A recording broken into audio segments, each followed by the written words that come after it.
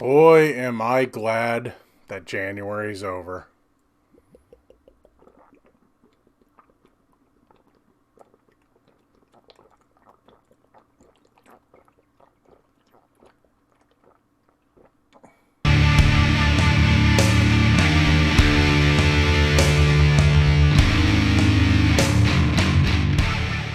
Hey everybody, what's going on? Welcome to an all-new Talkin Movies. As always, I am your host, the real Geno Reynolds, and it's still January.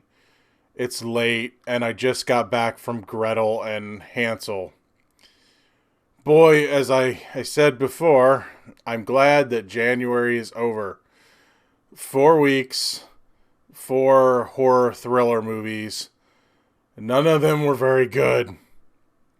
So yeah, we're going to talk about Sophia Lillis's new movie, Gretel and Hansel.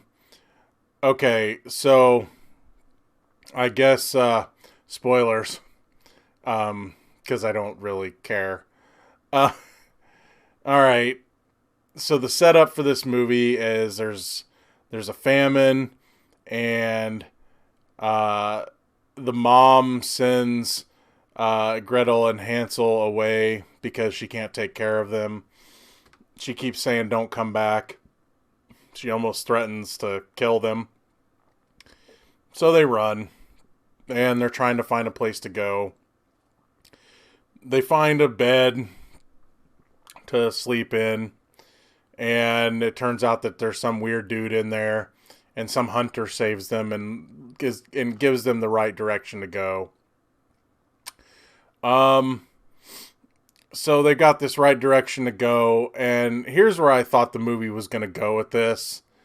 And part of me wishes it had, because then I wouldn't have been bored for the rest of the movie. They're really hungry. They're starving, of course. And they find some mushrooms that look like they come out of Super Mario Brothers. And I'm thinking, please tell me that they're not going to do this. At first, I was thinking this. Please tell me that they're not going to make this to where they're going to eat hallucinogenic mushrooms and they're just going to imagine all this stuff. All the witch stuff that we know is coming because it's Gretel and Hansel and Gretel, whatever. And they do. They start to trip balls after eating these mushrooms. And I'm thinking the whole time, at least whenever because they find the house next. I mean, it's not made out of gingerbread or anything. There's this whole legend about a girl with a pretty pink hat that had powers. And it's supposed to be like this fairy tale. But of course it ends up being real because none of this is a hallucination. No, none of it is. And it should have been, because it wouldn't have been good, but I would have at least been like, okay, that's fine. But no, this movie, I even looked up the legend of Hansel and Gretel to see, I'd heard it before. It's been a long time, but I looked up every bit of it and said, okay, is there any of this that's in it? Yeah, there's the whole, the witch wants to eat children thing. There's that. So yeah, that's in there. But the rest of it, not really. See, this whole thing is, and the reason it's called Gretel and Hansel, not Hansel and Gretel, is because Hansel is a worthless little kid who kind of whines a lot. I'm not blaming the acting. It's just the character. I mean, the kid's been in like one TV show or something, and then this movie. So I can't really blame him for not having any experience.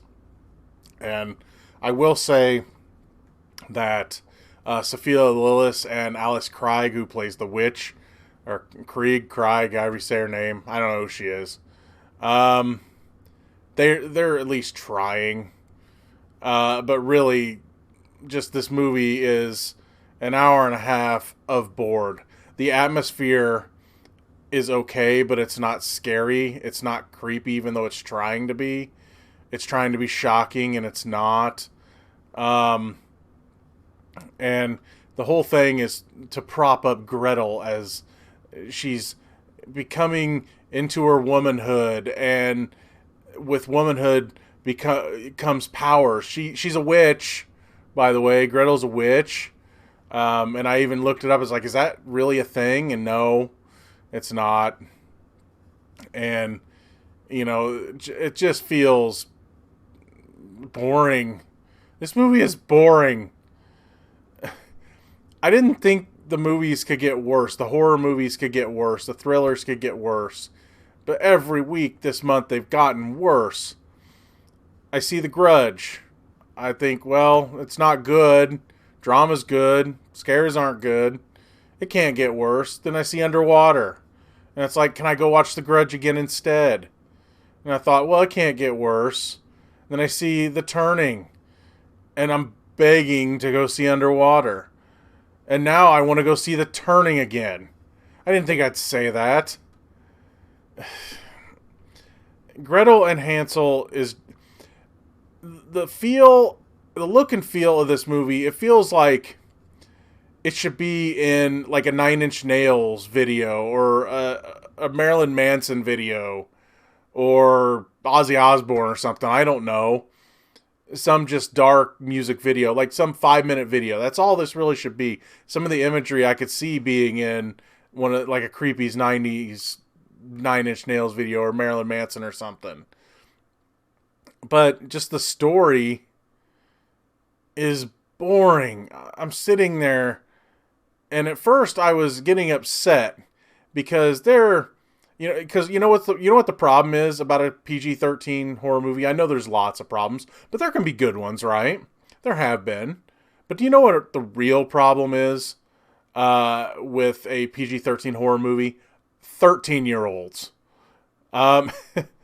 There was lots of people in the back of the theater. There was a couple of girls yammering the whole movie, and then there was a group of like 5 all the way across on the other side of the theater yammering, and I could hear them as well. And at first I was getting upset, but then I was sitting through this movie, and I was able to ignore them because I was just droning through the rest of Gretel and Hansel.